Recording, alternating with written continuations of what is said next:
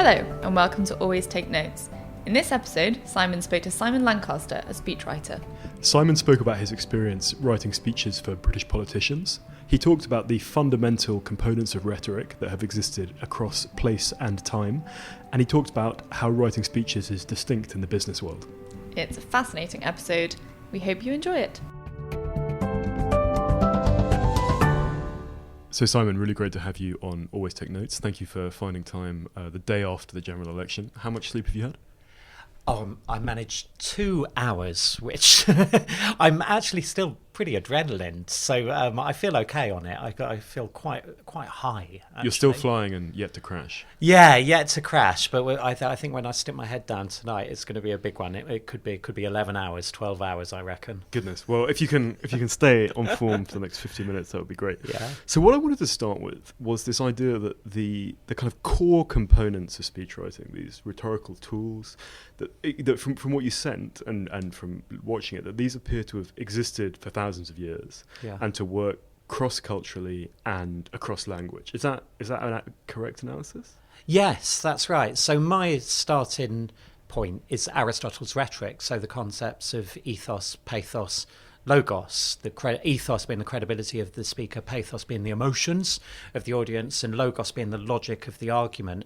And you can see why these would work and would not change across cultures, across time, because they actually tie into the way that the brain works. You know, we're forever looking at people. Our instinctive brain makes snap judgments about whether we trust people or not. Our limbic system, we'll get the emotions flowing if they get our emotions flowing. And the logic bit is a bit of an optional extra, actually, as long as it sounds logical. If the other two bits are there, i.e. we trust someone, we think they're a good person, they have ethos, we care about what they're saying, anything they say will sound logical pretty much. So what else sits in this essential toolkit? How many of these devices are there? Oh my goodness. I mean, there were absolutely hundreds of different rhetorical devices. And so, and I try to simplify, because I think you can disappear up your own backside a little bit on this kind of thing. But I'll just talk about things like repetition. Okay. Repetition, rhetorical repetition, you can do it like Churchill did it. So the repetition can appear at the beginning of the sentence. It can appear at the beginning of the sentence. So, we will fight on the beaches, we'll fight on the landing grounds, we'll fight on the fields and on the streets. Or it could appear at the end of the sentence. And I think here there's a Malcolm X speech springs to mind, where it was like, they sent us to fight in Korea. They lied. They sent us to fight in Vietnam. They lied, and so the Romans, the ancient Romans, would say that was a different rhetorical device. Okay. Whether it appeared at the beginning of, so you can despair out your backside a bit on it. Yeah. I simplify it, and that way people find it much more accessible to use. And I mean there are certain big ones. So what are talk me through the big ones then?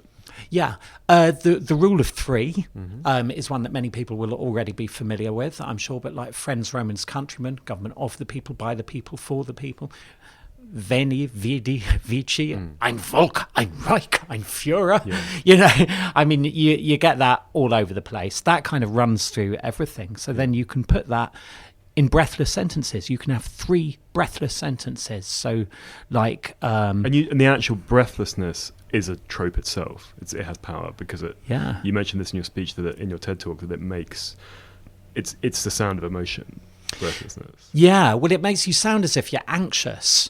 Okay. So, like you're distressed. This is the authentic sound of fear, hyperventilating, So you see this, if someone's interviewed after there's just been a bomb go off or a terrorist attack or something like that, and people are interviewed, and they're like, oh God, it was crazy.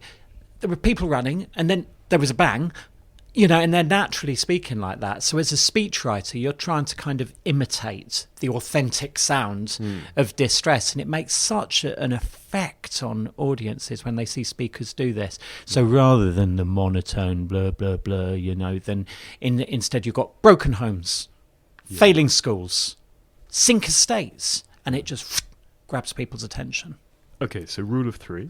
What else are the big?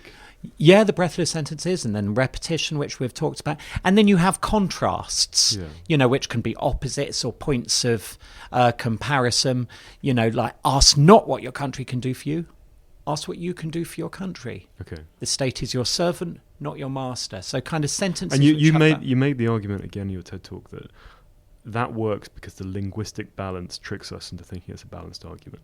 Yeah, absolutely. Yeah, we're very easily fooled. I mean, this is something that you see on Facebook. If you have friends, and I'm sure you do, Simon, because we all do, but you have friends who post those kind of inspirational porn shots on Facebook where you get like a sunset and there'll be something quasi-meaningful, philosophical.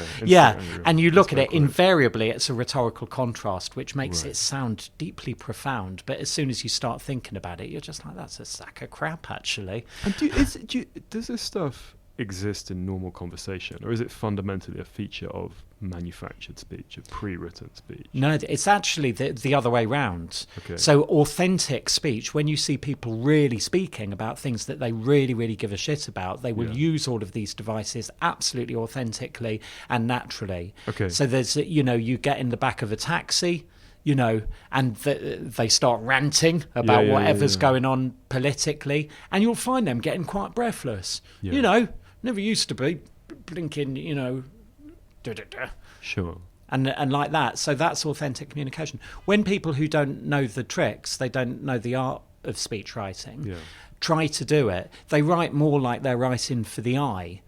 So they don't put these things in that you would put for the ear. So because for instance, if anyone who's written a book, you write an article, you'd never use rhetorical repetition. Right. Because it looks stupid on the page. It looks like Peppa Pig, and any intelligent, discerning reader would say that this is rubbish. Whereas when you hear a speaker do it, it just sounds really powerful. It's interesting because I remember being told once about Churchill's rhetoric that what is interesting about it is, we assume it's so much of its time, but actually that kind of quite purple language compared to the quite spare sort of voices in fiction in the 1930s, the way people were writing literature, actually is very different from that time. That, it was a wholly different kind of register that he was using. Yeah. Yeah, I just, as soon as you said about the 1930s, I thought about Steinbeck, actually, because Steinbeck was a great writer, but he was also a speechwriter. Really? For who? Yeah, he helped out FDR, okay, and he also went on to help out Lyndon B. Johnson in the 60s. So there's a straight crossover. I've never done an analysis of his literary style versus his rhetorical style, but would be interesting to do. But Churchill, it must be remembered that, we now look back on him as being the greatest ever orator. And that's not what people said about him at the time. Really? Yeah. And so there's a diary was written by his principal private secretary. Colville. Sir John Colville. Yeah. That's the one. I mean, God, he's got a life. His diary was so he worked for Churchill, then he worked for Attlee. I went to the RAF in between, Yeah, and then he worked for the Queen. Okay, so he did all the biggies of the 20th century. But he complained in his diaries about Churchill was just a big old windbag. Just get to the point. All of this flowery language, people don't like it.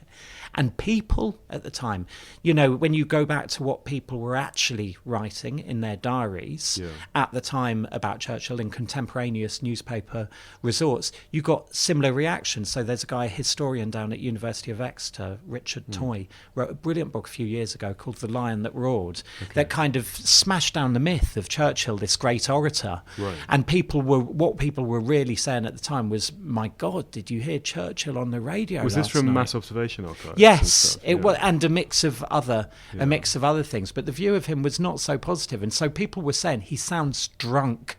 He often was. Yeah, I know. But people kind of thought, well, hang on a sec. We're at war here. We should have a sober. So this explains a little bit more. Of course, we love myths, don't we? So the myth of Churchill, great war leader, we all love now. But I think, and Richard Toy's argument was this, it wasn't quite like this at the time. And it's when you understand that you can then see why it was that Attlee won that huge landslide. Sure. People had enough of Churchill. Yes, talking of landslides. Please don't. No, this is politics-free zone, except for rhetoric. But you talk about these roots going back to classical antiquity, but it doesn't what a speech is fundamentally change with the advent of the microphone, with the advent of, broadcasting. Because presumably before that, the number of people that an individual could speak to was pretty finite, right? I mean, how much you could carry, how much you could project a voice, that kind of thing. That you can't without a microphone talk to a stadium. You can't talk to hundreds of thousands of people, right? Yeah, indeed. And so this is the first development. So I think you go back to the 19th century, you think about Gladstone, the Midlothian Address. Isn't it the Gettysburg Address as well? There were like 10 people there or something. I've heard that.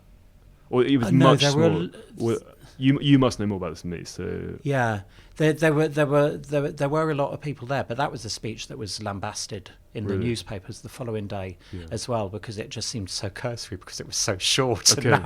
And now we're like, it was genius because it was so short, but that wasn't what people were saying at the time. I think it was a little bit more than that. So I think what's the Gladstone reference? Well, Gladstone's Midlothian Address during the 19th century, which is the same speech, but he had to deliver it in town halls. He had to travel and go around the country, and it was published, so you got printed form. I have one of the 19th century versions. I collect some of the old stuff. I have it in my library at home. So that was the microphone, you're right. That was the first advance, but crying out loud, just coming out of this election that's just been gone. Because when I started as a speechwriter 20 years ago, a lot of the time the speeches that I wrote, they were dead as soon as they'd be delivered to the room, and then the only way that speech would live on would be if you got a line in the press the following day, which would be great. You'd be like, well, we got one sentence in, or if people then went out and said, I just saw this speech by this politician, boom, boom, boom, and they'd do it like that. And that's just 20 years ago. We wouldn't even put speeches on the web, either in printed form or on YouTube. They would just die instantly. And now you look at this election, which has just happened, all of the action is going on social media, where you're not leaving it to the BBC or CNN if you're in the States, or anyone else to decide which clip to show. You pick the bit that you want, and that's where all of the money is going these days. And so if you look over the course of this campaign, like Jeremy Corbyn did a whole heap, it was his only way of reaching the public, really, in an unmediated form. And so he put a video out on the launch of the campaign, and it had something like 4 or 5 million views. But Boris Johnson did his walk and talk one. And Rory Stewart and all of that. But I wonder, given that before the microphone, the spoken word is in many ways such as long as writing exists, it's such a kind of inefficient way of reaching large numbers of people because its reach is limited and things. Why is it so powerful? Is there something fundamentally human about the power of the spoken word, do you think? Yeah, I mean, and absolutely from experience, I mean, I know with politicians that they will sign off any letter without barely reading it. Or sign off a report in their name with, after having a couple of bottles of champagne, they'll just sign it off in their box. But with a speech, there's something about the fact that our words come out of our body. You own your words that come out of your mouth in a way that they don't with anything else. Politicians can excuse it if they've written off a report or if it was something in a letter where it's stuff like, and I think of the George Bush Senior with his read my lips, no more taxes. That's which election was that in? Well, that was 88 or something. Dukakis. Yeah, probably. Yeah, and then he put up taxes. Okay. So it's the thing, we own our words. It comes out of our body. You have to believe it. If you don't believe it, then you're not going to deliver those words credibly or authentically. So can we talk about how you got into this game? Like, how did you become a speechwriter? Well, I mean, pretty much I'm a failed songwriter. Okay. And so is that common? In the speechwriting? Oh, we're all failures. Yeah, absolutely. Failure is the only common trait. Got failed poets, failed journalists, failed novelists, failed authors, but we're all happy doing what we do. So, I first started writing songs when I was 11, my first job when I was 16 years old. I was a pianist in a restaurant off Leicester Square, and I was sending demo tracks to. Were you playing your own stuff? Yeah, sometimes, but generally it was like Lady in Red and Saving All My Love for You, and it was of an age. Awesome. Yeah, but the Great American Songbook and Misty and all of that stuff, which I love, Metaphor, and so. Yeah, was doing that and sending demo tapes. Never got anywhere. Then I got into politics. And how did that go? How did you go from like? Well, the rest sat at your piano to go into politics. The restaurant that I was playing piano in got shut down. Okay. Which I was assured was nothing to do with my piano playing, although I'm not quite convinced. I imagine convinced. this is a kind of cabaret style establishment with you sort of hunched over the ivories. Yeah, not so much cabaret. I was very much in the background, so they didn't want me grabbing too much attention. Right. If I'd have started a big sing-along of Bohemian Rhapsody, they'd have flung me out, you know. As I did from time to time. But yeah, the restaurant closed down, and then I joined the civil service. Okay. And to do what? Were you hired as a speechwriter? No. So I went in, and I went in as an administrative assistant, then worked my way up. Had you gone to university? No, I was expelled from school when I was 16. Can you disclose what you did? I did things that I continue to do as an adult, but no one complains about. But it was, smoking, drinking, and telling people to off, basically. Rhetorical tropes. Yeah, rhetorical tropes. Okay. I went to university afterwards. Right. I grew up in quite a poor background, so I grew up council estate, single mum, benefits, and so it was only afterwards. In London, or where? In London, yeah. So in West Kensington. Okay. And so it was only afterwards, when I was working at the Department for Education as a speechwriter, I'm writing speeches about social mobility. All of a sudden, it occurred to me why my education had gone a bit wonky. Yeah. I started reading the reports about it, so I kind of rectified it then. Went back to university in my early 30s and studied mass communications, did a master's in mass comms, and, all of a sudden, the chip I'd had on my shoulder for not having completed education earlier on just disappeared, because I realised that doing an MA was actually a piece of piss. So how did you wangle that? You're in an administrative job in the civil service. Yeah. How did you wangle speechwriting from that? Gift to the gab. Right. Okay. So I did probably. I mean, you could say so I talked my way like post-room to newsroom maneuver, right? Yeah, and so I taught my way onto the fast stream program first, and then I became. You talked your way into the fast stream without a degree. That's quite impressive. Yeah. So and most of the people on the fast stream are Oxbridge, not just degrees. So how did you manage that? I had a really supportive boss who saw the potential that I had, and she's still a very, very dear friend. Yeah. Tracy Vegrosh, absolutely lovely. And she was the one. So she went to Oxford, and she just saw a spark, and she said, "You've got to go on this." She gave me strong recommendations, and then she was like, "Now you've got to go and work in a minister's office," because she had been private secretary to Douglas Hogg, Tory. And then I got hooked up as a private secretary with Alan Johnson, which was a match made in heaven, because he also had been brought up by a single mum in poverty in the same part of London as I had, and he was also a failed musician. Okay. So both of us just sat around saying, where did it all go wrong? So what was the first political speech you wrote? Well, when I was working as Alan's private secretary, I used to help him out with his speeches, and so I would slip lines in, I'd slip stories in. I used to go through books of quotations, and I'd just make suggestions. Officials, civil servants in the department would send very, very boring draft speeches, which were generally just long shopping lists of what government was doing. So I'd give them some colour, and then I started getting into it and started reading more and more stuff about it, and then reading classic speeches, or reading kind of reading loads and loads of speeches at first. So just every single anthology of a speech that I could get, and I was desperate to crack the code. And literally, I can remember going away on holidays with anthologies and going through and like, why is this working? How is it working? And I just couldn't understand it, and I really wanted to understand it. And then it was my wife's uncle, who's a classicist, and he said, what you need to do is read the classics, right? And he put me on, he basically gave me a reading list and was like, you've got to start with Aristotle's Rhetoric, and then read Quintilian and Cicero and all of these, and he just gave me a reading list. He put me through the So can we talk about the postman speech? So we'll put this in the show notes. So this is a speech that Alan Johnson delivers to some fractious postal employers in 2000, right? Yeah. So I thought it was interesting as I went into it's quite dry subject matter, but actually, it grabbed me and it sort of pulled me in. So can you talk about, take that to pieces? How did you write it, and what are the tools that you? Well, I didn't write that speech. Okay. I helped with that speech. I helped him put that speech together. So at that stage, I was very much watching a master at work. He wrote it himself? Or Yeah, pretty much. Yeah. And I helped. I'd source stuff from the materials. Yeah. But, you know, when you have good speechwriter-client relationship, it's hard to remember who wrote which bits by the end of it, you know, because it kind of feels like it's all just one body of work, really. But this was pretty much how I learned to start off with. And it was just watching him, because he had this extraordinary power.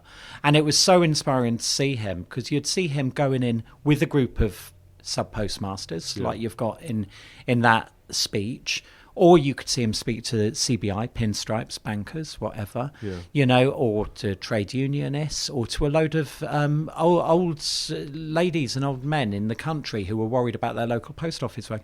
And he just had this amazing ability to establish empathy and an affinity with the audience, and do it with humour and all of that. And I just used to watch him and see how he'd get audiences in the palm of his hand. Where had he learnt that, do you think?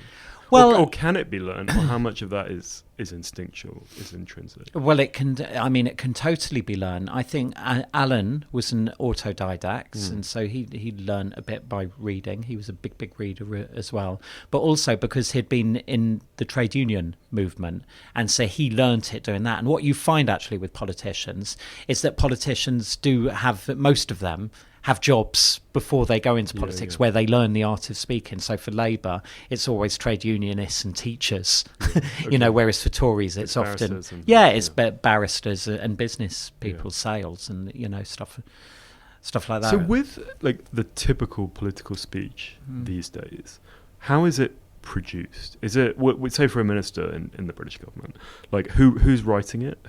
Is there like a professional speechwriting corps in the civil service, or are they SPADs who are doing it, or like, and what's the back and forth, and you know, does it have to get signed off by the party apparatchiks? Like, lift the lid on that. Yeah, sure. So, I mean, I'm going to speak in general terms and largely about my experience. But the basic way it goes is that every minister, pretty much now, apart from some very junior ones, will have their own full-time speechwriter. Really? And they will work very closely. Usually, you'll be based in the private office, so you have instant, immediate access, or if not far from the private office. I think I should separate between the kind of the bog standard speeches and the real biggies, you know, because would you be what, like party conference? Well, not just the party conference at once, but you'll kind of I think if you're a Secretary of State, you'll probably give one big one a month, where all of the press will be there, and you're announcing something, you're doing something really significant. How long are these things? Like, what is the sweet spot length for a political speech or for a speech in general? My view is always you need to exceed the audience's expectations, and when it's with some people, you should be mercifully short. You know, if you're really crap at it, just get off as quickly as you can. However, some people are amazing and just keep going. You know, like it's the same as like Chavez, wasn't it? Who would give like 3-hour speeches? And Castro. As well. But Trump does this now. You know, so Trump will do like a 90-minute rally. You know, and the audiences, he's got them in the palm of his hands the whole way. I hate to say this, you know, because I would not like to be disparaging about Barack Obama compared to Donald Trump, but Barack Obama, people would drift off after about 16 or 17 minutes, generally. You know, and one of the reasons why Trump is so compelling is because the amount of drama and conflict that he throws into the thing. Whereas with Obama, it was kind of like everything was going to be just okay and everything would be just fine. You know, and how much of it then is delivery and how much is content? How much is the words on the page, and how much is? So, for example, I just had a big magazine piece published in outside of the magazine in the US, and they have a partnership with a company called Audum, which what it does is it gets professional actors to voice magazine stories. And I had listened, it was amazing. Like, it was, because, you know, there are various sort of bots that will get a computer voice to read out text and stuff, but it's stilted, the delivery is wrong. Whereas this was like a kind of gravelly voiced dude. And there was all this back and forth because it was set in France. We had to get the French pronunciation correct and everything. But it was like, it was brilliant. And listening to it back, it like had a kind of drama that I felt that the written version had, but was much elevated from that. But in your field, how much is it like the words, and how much is it the person, the skill of the person delivering it? Yeah, well, there's a famous study on precisely this point, which was done by a guy called Morabian. It's often quoted back in the 1970s, where he analysed the relative importance of physical communication, vocal communication, and verbal communication. So physical is the body language. Yeah, physical is the body language, vocal is the tone of voice, and verbal is the actual words that they're saying. So this is when there's a conflict between the two. Okay. And so, for instance, if someone says, "I'm delighted to see you," but their feet are pointing away from you, then they want to get going, and that's, or the arms crossed, the arms crossed. So that's the point that he was looking at, and what he found was, and I'm probably going to get the numbers a bit wrong here, but it's it was about 60% was the physical, and I think maybe 25% was the tone of voice, and the rest was the words. Is that in one-on-one communication, or is that to a group? I'm not sure. Okay. But I don't see why it would be different if it was. Do you think it's not a one-to-one. fundamentally different dynamic, speaking to a crowd? Well, it is, but I think in terms of working out whether or not someone means what they say, then I don't see why there'd necessarily be a difference. And this is the thing. This is something that you see all the time, where people will speakers who don't believe what they're saying, whether it's politicians having to abide to a collectively agreed line, or business people having to say a strategy's good when they think it's a crock of crap.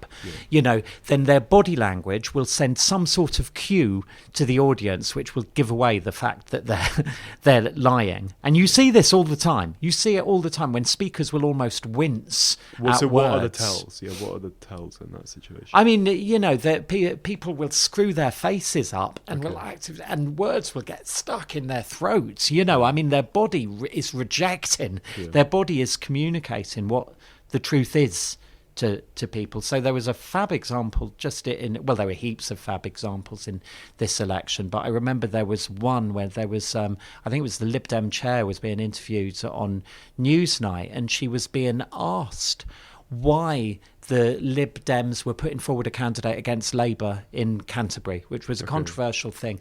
And she was defending a line which she didn't agree with. And you could just see her looking more and more uncomfortable, her feet pointing towards. And by the end of it, she couldn't get the words out. Really? She was going like that, and her body was just screaming, why did they make me say this crap? I don't believe it for a second. And so for a writer, a speechwriter, you're always trying to put into their mouth words that are going to come out of them with maximum conviction and sincerity, because if they are lying, their bodies will give it away. So what is the power stance that you see at party conferences? Ian Duncan Smith with his chest open, the legs sort of slightly spread. The pose? Yes, I do. I mean, I think this is quite a controversial area. I mean, I'm an expert on the words. I'm not an expert on the body language, but I know a bit about this. There's a famous TED talk, but I think it's Amy Cuddy, which introduced that idea that if you lift your hands above your head before going to make a speech, you'll boost your serotonin levels, which will make you feel better about yourself. Then it's like giving yourself a dose of Prozac before you go out there. So that makes you feel good. That's kind of I think that's the essence of what she says. But I think that she's had some critics. There are people that question the veracity of the science behind it. But nevertheless, this is a TED Talk that has had millions of views, and people talk about it and abide by it. And so it's So I mean, if it works for you, there are many people who swear it works for them. Maybe it's a placebo. I don't know. But whatever works for a speaker is all good. How did your government career then continue? You were in government till 2007? Yes, that's correct. Yeah. So after being Alan Johnson's private secretary, I then got a job writing speeches for Patricia Hewitt when she was Secretary of State for Trade and Industry and Minister for Women and Equality. And that was great fun because she was a brilliant speechwriter, actually. She had been Neil Kinnock's speechwriter back in the mid-'80s and famously helped him with his militant tendency speech back then. And so she knew a lot of the devices like Rule of Three, contrast and stuff. So she was great to work with. I loved working with Patricia. She was great fun. And then when Alan Johnson got brought into the cabinet by Tony Blair, Alan said, would you like to come and join? Well, because we always thought of it as being like music, literally, he called me up and said, do you want to get the old band back together? Okay. And I was keyboard at the ready, boss, you know. And so then I start with Alan and work with him at Department for Trade and Industry, as was. And then we moved to education, which was brilliant, you know, when Blair was Prime Minister. Education. Yeah. Happy days. And then we went on to health after Gordon Brown had become Prime Minister, when it was kind of like the dark clouds had set over over Whitehall. Yeah, and so I was like, I've had enough of this. You know, it was a bit miserable for me after Gordon Brown had become Prime Minister. The energy had gone out of government. I felt that Blair was a real leader, gave real energy within government. I didn't think Gordon Brown did that. And literally, I remember handing in my notice, sticking 200 quid on David Cameron to be the next Prime Minister at 5-2 odds. Wow. Okay, so you cleared up on that one. Yeah, I did all right on that. And then not on all my bets. I just lost some money last night, but that's another story. And then I left and set up my business. This episode of Always Take Notes is supported by Clean Prose, London's first co-working space designed specifically for writers. Based over 3 stories in Shoreditch in the east of the city, Clean Prose's mission is to provide writers of all stripes, from novelists to playwrights, with a space and a community designed especially for them. To foster strong connections, Clean Prose offers a professional network that many writers miss when they work alone at home, at a library, or in a noisy cafe. The ground floor is an event space, offering workshops, talks from experts, and book launches. The first floor is an open-plan common room.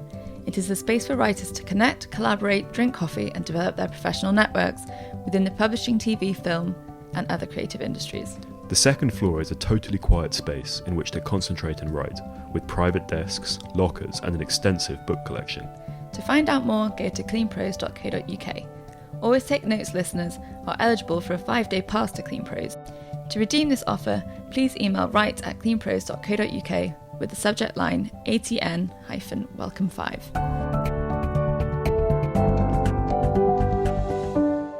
And just on the government thing, how are speechwriters perceived within the wider civil service? Because compared to, I don't know, doing something really fucking dry, like it sounds like quite a fun and interesting job, and you've got a lot of contact with senior people and things. Are they sort of respected, or are they regarded as like having pulled something very smart out of the bag to have done that? Yeah. Or? As with so many professions, if you're doing it well, you're treated with respect. Okay. If you're not, you're out instantly. Right. And so I think it's probably, without exception, it's probably the most vulnerable post. Really? When there's a reshuffle or change of government. People will stick with their heads of comms, their principal private secretaries, but the speechwriter, it really requires that personal connection. And if it's not working, boom, you're just out. So as long as you're keeping the customer satisfied, then the civil service will. I still have great relations with the senior civil servants in all of the departments that I worked with, and like I completely admired what they did. Hugely admired their intellect, but equally they liked the way that I could just step back from an issue and just give it that the really broad brush strokes. The metaphor that stuck in my mind that a speechwriter in Whitehall said to me was that, like, when I first started, was like, you've got to move. Imagine you've walked out of your department, out of Whitehall, you've gone to the top of Primrose Hill, and then you're looking back over London, you see your department is this tiny little chimney in the background, and then that's the picture you want to create. So how did setting up your own business work? How did you go about building up a client book, and how did that kind of commercial work compare to having done it in government? Well, it was extraordinarily easy, actually, and also extraordinarily satisfying. Okay. And so, to the first point, when I made the decision to leave, and it was not a decision I took lightly. My wife was pregnant with her first baby at the time, so she said, well, if you think it's a good idea, great, but write for me a business plan setting out how this is going to work. So I did write out for her a business plan. I thought there's a gap in the market here, that where in comms there's all sorts of other specialisms, guerrilla advertising, viral marketing, all of this kind of stuff. There don't seem to be any specialist speechwriters. So I thought there's a gap here. And I had all of these plans how to market the business, putting ads in the back of The Economist, going to networking events and all of that. And as it happens, pretty much as soon as I walked out, the phone was ringing and it's not stopped. Really? You know, Okay. and I mean, I'm turning work away literally every single day, and it's good stuff that I do, and it's so satisfying because when you're writing speeches in government, you're always constrained by what the line is. Yeah. You know, and so you can be creative, but within very narrow parameters, really. If any politician in the Conservatives has said anything other than get Brexit done over the last few weeks, they'd have been shot. By Dominic Cummings, Absolutely. Whereas in business, it's completely different, and there was just such massive scope for creativity. Okay. And whereas within the civil service, there's an inherent scepticism and, you know, just they're risk averse. Yeah. Whereas in business, you could say, oh, I think we should frame it like this. Let's start off with a clip from Gladiator or Star Wars, or, you know, something like that. And they'd go brilliant. They were just instant. So you could be really creative. And I was just like, wow, this is fab. So who were you've written for like Unilever, for which other big corporations have you done? Heaps, like dozens. And these are for the CEOs, for the top people? Yeah, so Intercontinental Hotels. Okay. I've done an incredible amount for who else? Nestle, Rio Tinto, Serco, oh my goodness, Cadbury. That was one of the first ones that I did. So when Cadbury was being taken over by Kraft, all sorts, all sorts.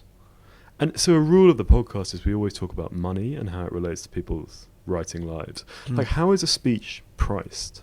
Yeah. You know, do you charge by the day, by the hour, by the word? Like, what is the way it works? Well, this was something I thought about when I was setting up my business. Yeah. So I had two models, basically, which is like I can charge by the hour or I can charge by the word. And one of the first speeches that I did... You never thought of doing like just a single project fee of like, this is what a Simon Lancaster speech costs? Well, that was the per word, basically. So I remember saying because if you go by the word, sure, the incentive is like a Castro-esque 3-hour job every time, right?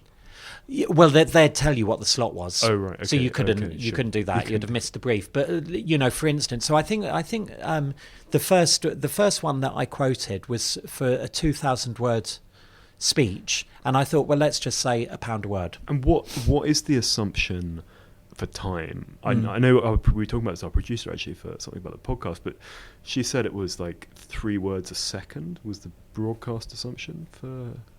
Does that figure with what you do? Presumably, or is it slower? Oh my God, that's quick. Yeah. Yeah, so that's 180 words a minute. Yeah. Yeah, no, that's a broadcaster who's taking drugs. Okay. Yeah. Most orators are between 90 and 120. That's the average. So you get some exceptions. Let me do the math. So a 2,000-word speech then is going to be 20 minutes. A bit, well, yeah. Yeah, that's if it's 100. Most 100 would be a really slow. That would be like a Barack Obama would be 90 to 100. Most people would be about 120, 130. What's optimal, do you think? It depends on the speaker. You know, if it depends what effect they're trying to achieve. If you want a high energy effect, you want to be speaking quickly. Yeah. If you want more gravitas, you want to be going more slowly. And so as a contrast, for your listeners, like Barack Obama would clock in at around about 90 words a minute. Okay. Ken Robinson's TED Talk, which is the most watched TED Talk, he clocks in at about 160 words a minute. Right. John Bercow, the annoying speaker, clocked in at 60 words a minute. So he was infuriatingly slow when he spoke. You know, so it depends what effect you're trying to achieve, what effect is appropriate to the speaker. So you pitch at £1 a word initially. Well, I did that once, and I never did it again. Because it ended up, we went round and round in circles, like, and the client was very indecisive, very vague, and she kept changing her minds about how she wanted to pitch the speech. So there were like rounds of edits, basically. Yeah, and we got to like draft 87, okay. And I was like, oh my God, you know, I'm killing myself here. Right. And so I thought, what I've got to do, I've got to factor in an incentive for the client to get it over with quickly. Okay. Basically. And so what I quote now is, as a rule of thumb, it takes an hour of my time to produce a minute of final text. And so for a 20-minute speech, it's going to take me 20 hours. And that's from start to finish. Right, that includes edits, right? That would include edits, conception, brainstorms, meetings, phone calls, a bit of ping pong back and forth of the draft. Okay. And I've been doing that. That has been my model, which I've stuck with for 13. And what's your rate? 13 years now. My rate is 250 an hour. Okay. So for a job, like for a speech, 20 hours work, you're looking at about £5,000 for a speech. Yep. Yeah. And you've got more work than you can handle. Yeah. Yeah. Yeah. But there aren't many people that can, I should emphasize, there aren't many people that can write speeches for someone else very well. Okay. So this is something where it like is... the kind of ventriloquy of it. Right? Yeah, exactly. Capturing someone else's voice authentically. Yeah. And so this is something where I know there's a lot of people who are brilliant writers. And I mean, some of the best known columnists, in the country that have put their hand to this and they can't do it because their own voice is so strong. Yeah. Or they've written loads of books. They simply can't. They're so used to writing and using their own words, they can't then think, well, how do I capture this person's voice? So what's the process? Say I am the boss of some huge corporation. I call you. I've got to go and talk to my recalcitrant shareholders in 2 weeks. I need a barnstormer. What goes on? How do we talk? How do you get the ideas? Yeah, it's different with everyone. And so some of my clients, the ideal scenario for me is that we'll go in and we'll bounce ideas around and we'll be creative with the top guy or with his team. It depends. Ideally, you're in there. You're with the top guy, or gal. That's quite a few now. But that's the ideal scenario. Yeah. But you've got to be realistic. You work with what you can work with, and sometimes you don't have that level of access. What really, really works for me is if when I'm first introduced to a client, if I get just 2 hours with them, and an opportunity to really get into them and explore them, do some creative work with them, then I can keep writing speeches on the back of that 2-hour meeting for 2-3 years. Really? Where we can just have the odd phone call here and there, direct emails here and there, and I'll get where they're coming from. And how does the editing work? How much back and forth is there after that? And do they push back? Do they sometimes say, we don't want to do that? Totally, yeah. But the way I work the process is bit by bit.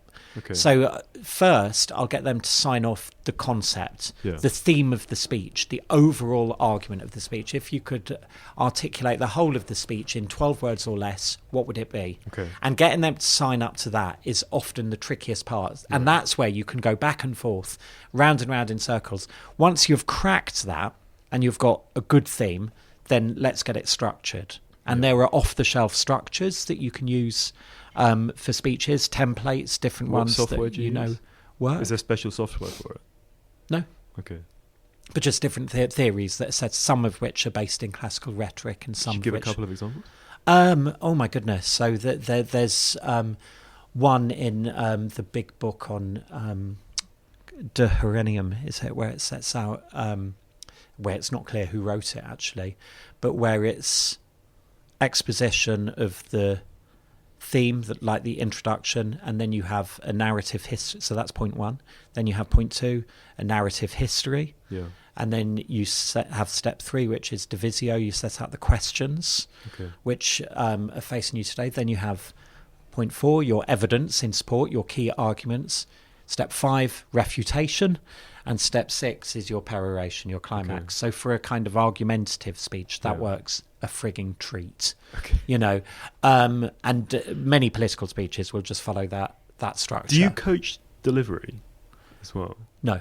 Okay. No, there are. I mean, that's not your job. It's not my job. There's other people that have been to drama school, have studied that, who know how to breathe properly. I'm a wordy. Sorry, I cut you off when you were saying. So that's one structure. Are there other? Yeah.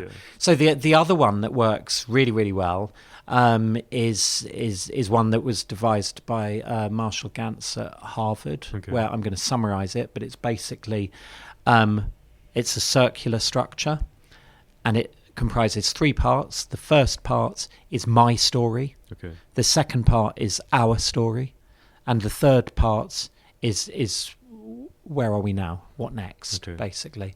And that's a structure that for the more emotional speech, the more campaigny type speech, building a movement Yeah. works a treat, you know, Okay. because you're my story, you achieve empathy with the audience. You then kind of attach your own story to the collective story, our story, and then you attach that to whatever it is that concerns you in the present. Do you ever work in languages other than English via translators? I have done. Yeah. Yeah. How's that? Well, I was told it was okay. Which language? Oh my God.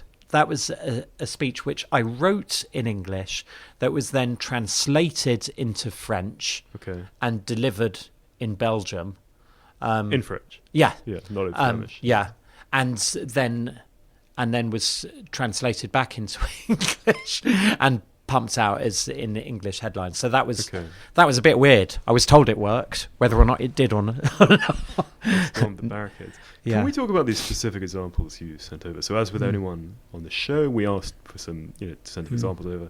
And yours were quite an esoteric mix. So we had Oprah Winfrey, we had Greta Thunberg, and Trump. So we can talk about that opera speech. So it's a Golden Globes acceptance speech. Yeah. And you were talking about this is like the storytelling Yeah. technique. We'll put a link in the show notes so listeners can see it. Yeah. But what's she doing there? So she's following that my story, our story, and then what next structure in there, whether it was intuitive or whether it was constructed deliberately. I have no idea. I don't know whether she wrote it herself or whether she had help with it.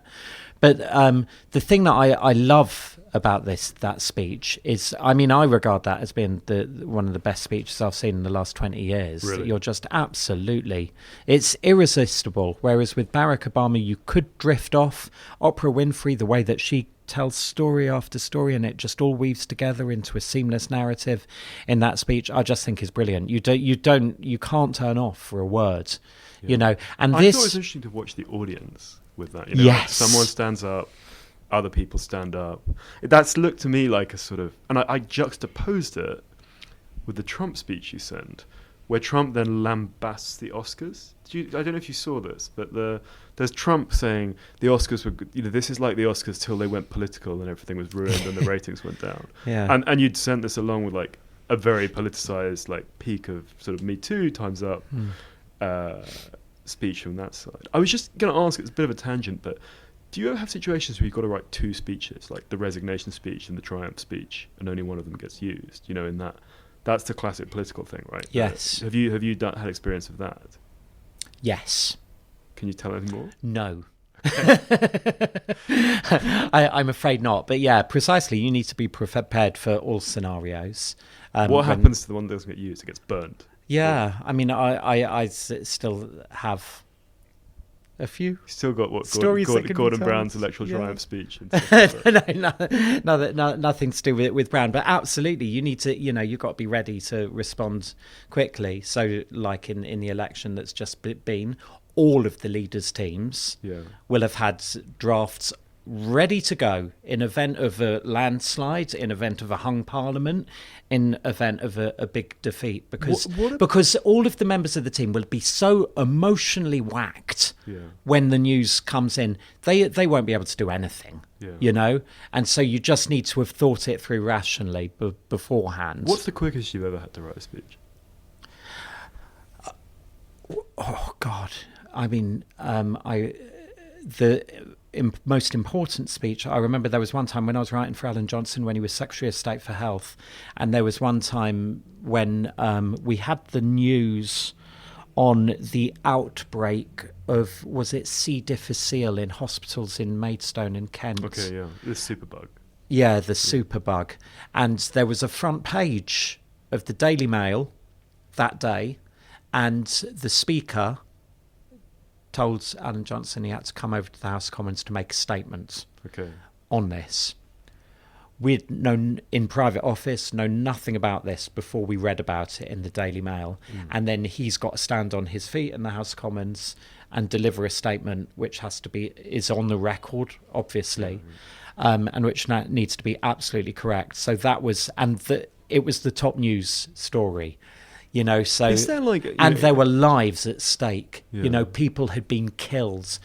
The information hadn't Is there in government-owned corporations, like, can you produce a sort of speech that, is ready if there's a plane crash, if there's a natural disaster when people are killed? Like, when the Prime Minister has to appear solemn-faced after a catastrophe, are those speeches pre-written and then, like, the details parachuted in? Well, this is something, they're not but I think oh my god, put this in the Prime Minister's box just in case there's a terrorist attack tomorrow. Can you just sign this one off, please? But I mean, there you do act quickly, and again there's an off-the-shelf structure for speeches for crisis, which is what? Rhetoric. Oh my god, I haven't got my notes on me, but there is a 4-step structure. Let me think. I think it starts with a statement of facts, what is known, and then step 2, you talk about the perceived enemy. And then 3, you have an appeal to values, which unite, and then 4 is next steps. I might have got that a little bit muddled. Spookily familiar. And whether or not this is something that is just kind of embedded in our subconsciouses because we're all used to hearing like a primal, it's an archetype. Yeah, and so we just accept it. So whether or not people are deliberately right into that structure or they just instinctively right to that structure, I don't know. But there is stuff which is off the shelf. Break glass and bring out. Yeah, we're running up against our time limit, but I wanted to talk briefly about the other 2 speeches. So Greta, is it Thunberg? Well, I call her Thunberg. I'm sure you say tomato, I say tomato. Yeah. So this speech you sent, so this is her at Davos. I also wanted to ask, do you encourage people to speak without notes? What's the policy on that? Always. Yeah, absolutely. Yeah. And that in politics is done with a prompter, or do they actually have to know it by heart? Well, most of there are always exceptions. You see, I should always be careful in any side. just saying there's an absolute rule. The rule that I think that when people are speaking without notes, they show that they know their stuff. They show that they care about their words. They own their words far more than. When people are reading from a script, they invariably go into robot mode. But isn't the risk that they're going to deviate off your character? Yeah, and there is, and that happens as well. Unless you're a complete gimp, you're not going to completely ruin your speech. And there's only one example I can think of someone who did that, which is Ed Miliband, where he did a speech at Party Conference. I think it was 2015 or 2014. And he tried to deliver a 1-hour speech from memory, and he ended up missing, I think it was the deficits and immigration. What is best practice for that? Is it to have like cue cards with a few things on? Or? Yeah, I mean, whatever works. Different people, some people like mind maps, some people, just a few random notes on words, to work their way through. Different people will remember their things in different ways. One of the most impressive politicians that I've ever heard of with this is Ed Balls, who just had such an extraordinary memory. And if you've ever met him, spoken to him, or heard him speak, you just know he's phenomenally intelligent. And he liked delivering his speeches from memory. He has suffered a stutter since he was a child. So this was his kind of his mechanism for dealing with that. Apparently, it's just incredibly quick. So you could give him like a 20-minute speech to learn. An hour later, boom, and you get like 98%, 90. So people that can do it. If you know your stuff, you should be able to do it anyway. If you're a CEO of a company, you'll have kind of like little lines that you can just weave together. And so on those 2 final speeches, the Greta speech, what's going on there then? She's at Davos. She's reading from notes, right?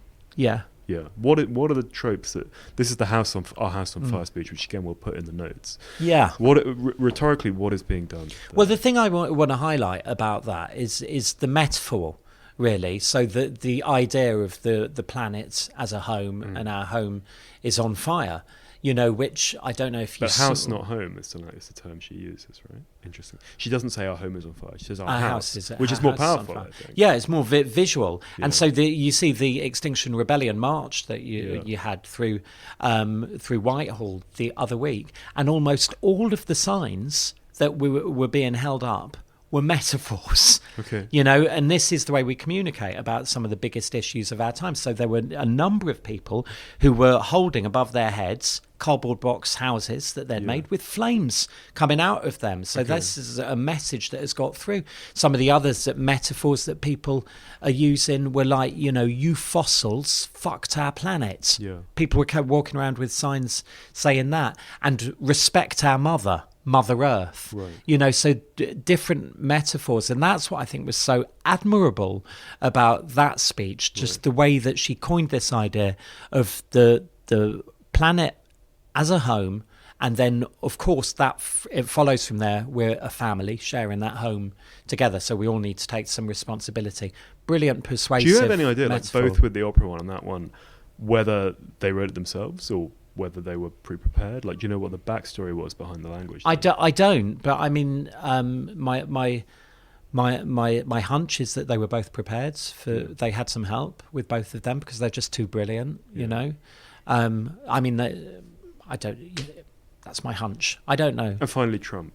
You sent over a video of a Trump rally as well. What's going on rhetorically? Well, I think that Trump and opera, despite being completely different ends of the political spectrum, the thing that they have in common is that they both learnt their trade in the world of entertainment. Right.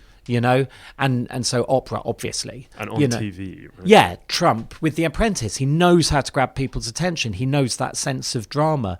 And so I think what you get with Trump is that he follows more. Have you read Robert McKee's book, Story? No, but I get his emails and stuff like that. I mean, it's brilliant. He has this thing about a good story. He defines a good story as being a protagonist fighting the forces of antagonism in order to reach the object of their desire. Right. And he puts stories, that's it for him.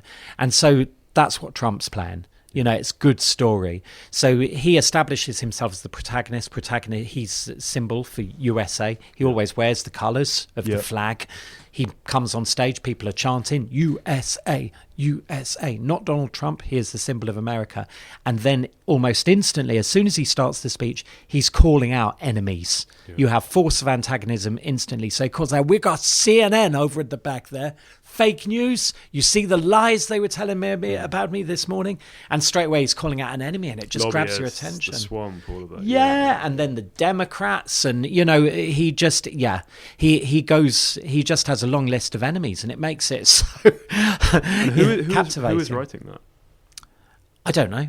I mean, he will have a team, but I don't know. I don't know who his writer is. Okay. Well, look, Simon, thank you. We're bang against time, so we're gonna have to bring this to an end. Fascinating as it is. Thank you for being such a great guest and always take notes. And wishing you all the best with your work going forward. Thank you, Simon. Great to be here. Hello, it's us again. Simon, you did this interview solo. What are your main takeaways? It was very interesting because it was something that I knew almost nothing about. So we recommended to get him on by a friend of mine who'd heard him talk at a workshop at his place of work. And it was fascinating. I was like a complete student being schooled in how you write speeches. I thought the point that, this hasn't really changed since Cicero, since the ancient Greeks, the ancient Romans, was really fascinating. So I thought he was just an impressive guy. Like, he hadn't, come from a background where, this was sort of something that seemed possible. He walked his way in through the lower echelons of the civil service and made it work, and fitted, I suppose, with our aimed mission to have writers of all stripes. Tempted to moonlight in the speechwriting world? I don't know, actually. I think it must be hard. I think it must be easy to do badly, hard to do well. Definitely. Yeah. And there's lots of politicians who deliver terrible speeches. Yeah, and I think the delivery is key, and there's a whole other bunch of people who coach with that as well. Mm-hmm. But no, I very much enjoyed it as an episode. Anyway, how are you, Rachel? Yes, fine. In the midst of the coronavirus panic, which is fun. Yes, we are. We've just recorded another interview for the show, and we're here on the last day that the Economist offices are open, in fact. Fun times for indefinite period of time. Hopefully when you listen to this, there'll be some more clarity. So we've also decided to ask you, gentle listeners, for money in a more open and direct way. So the podcast has for a little while had a crowdfunder on Patreon. You can find it at patreon.com/always-take-notes. And if you support the show, Rachel, what can you hope to receive? You can get an eclectic and wonderful bunch of pitches from friends of the podcast and some of the hosts. full of wonderful tips and for different publications. So a good insight into how you can be crafting pitches in different ways and still be successful. These, we should say, for those not familiar with the nomenclature, are story pitches. So things that people send to editors to try and get pieces commissioned. But yeah, if you support us, it means a great deal. It lets us pay our producers, buy better kit, all that kind of thing. And so we would urge and encourage you to do so. Anyway, this has been Always Take Notes, hosted by me, Simon Acombe. And me, Rachel Lloyd. Our producer is Nicola Keane. Our graphic design is by James Edgar. Our social media is by Owen Redahan. And our score is by Jess Danheiser. If you'd like to follow us on social media, you can find us on Facebook and Instagram at Always Take Notes, on Twitter at Take Notes Always. Please leave a review on iTunes if you enjoyed it. If you don't tell anyone. And please find us on Patreon. Many thanks. Goodbye.